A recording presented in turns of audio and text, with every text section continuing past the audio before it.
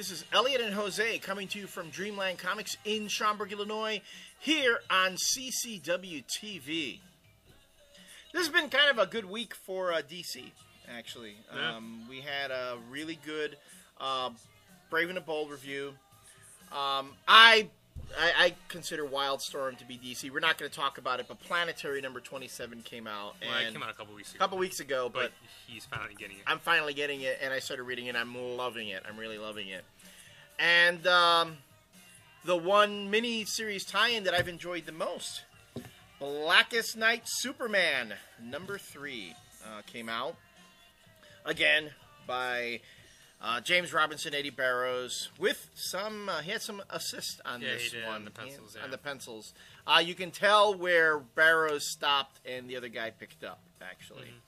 But didn't hurt the book. I think the styles were close enough that it wasn't such a sudden departure in the tone.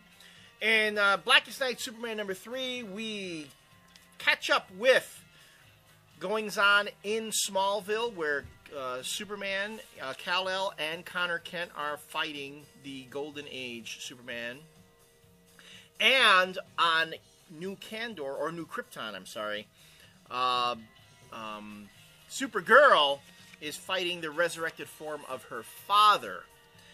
And I remember with the last issue, I was saying I was kind of like thrown off at the pacing of it, at how things were set up with the Supergirl story arc and the what was going on in Smallville. And you had made the comment that possibly in issue 3 everything's going to come together and it'll move along. And wouldn't you know it, that's exactly what happened. You know, again, James Robinson is able to take this story within the scope of a greater storyline going on and give me a nice complete story arc and resolve it. And I really enjoyed that. What were the things that I loved about this book? First, the cover. This cover rocked. I saw this cover, I loved it. Man, Superman blasting, green black lanterns with his heat vision, and right there you got Krypto.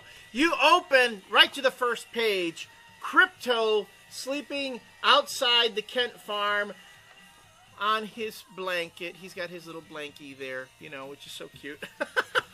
And then he has to go and help everyone. Robinson just did a slam bang part. And I really loved this whole bit with Supergirl dealing with the issue of her father's resurrection, which was expertly done. Was really expertly done. Creepy moments, a lot of really creepy moments here. Back to the device where you could see what the characters are feeling, the different emotions with the different colors. Robinson brought it all together nicely. Again, this right now it's going to be hard for me to top, for anybody else to top, at least as far as tie-ins go. This particular miniseries. Blackest Night itself, of course, is still going on and has a lot of ground to cover. But I've really enjoyed what they did here. Oh, and the whole issue about New Krypton, too. They did a nice... they set up something pretty major for the ongoing story arc of that. Yeah, it was a good issue. After I read this, I actually went online and checked out some reviews, and there was one criticism that... It's... I can't really debate it at all, but...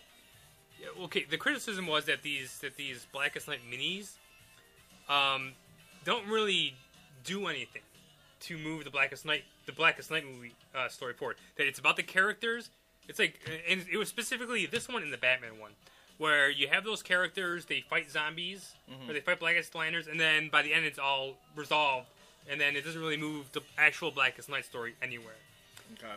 That was and I can understand where that person was coming from, because, but again, it's only 3 issues, and they actually kept the minis self-contained. Right. Which I thought was good. Yeah, there is some kind of crossover a little bit between all the Blackest Night stuff, but I like the fact that they had a core set of characters. Like in the Batman, it was Batman, Damian, and Red Robin. Right. and that was it. Those are the main characters. And this one, it's Connor and Superman. Right. And that's it.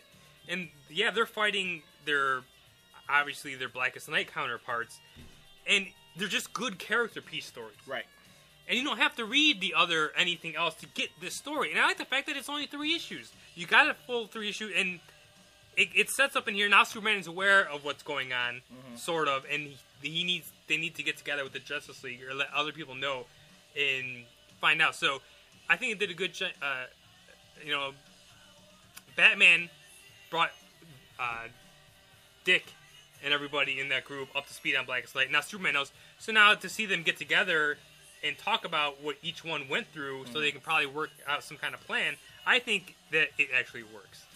And I mean, I don't know, maybe this person, I didn't read this review that you're talking about, because we ourselves have had similar criticisms of all the Dark Reign stuff and all the Dark Reign tie-ins, where there were all these quote-unquote stories going on in one-shots that really weren't saying anything or moving the story along, too.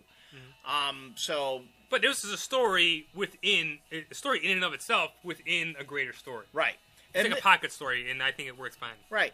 And to me, really, when I think about it, I mean, the Blackest Night itself, and correct me if I'm wrong, that really, to me, feels more like a Green Lantern story. So to have this happening in outside of that with Superman, it just seems more natural to me. And again, why have I enjoyed this series too? First, all the issues have been $2.99. Okay. They have really good, artists and writers and artists on them. And for me, the stories have just worked. It's just been hitting it for me. So maybe there's a personal bias that I have there as far as seeing, this sort of thing happen. And I totally love Crypto. So if I get to see Crypto in a comic book, I'm all over it. And to give you guys a heads up, starting in November, I'm gonna have all the rings that are going to be available when you buy select Blackest Night crossovers like Rebels and Booster Gold and such.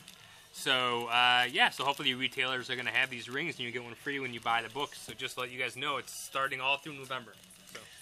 So I'm enjoying it. I've enjoyed it. And number 4 comes out this week.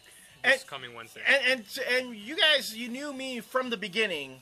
I was evented out. I was done. I was like, and I'd said it on Word Balloon. I'd said it to anybody who would listen to me. I said I was all evented out. I didn't want to talk about it anymore. I didn't want to hear it. You know what? This has pulled me back in.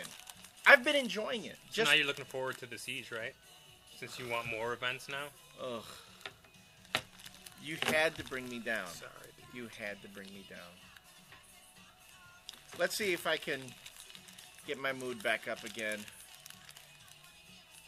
For Marvel. Yeah, Marvel book now. A Marvel book. I think we can say nice things about this Marvel book. What book is it? You'll have to come back and see. We hope we see you then.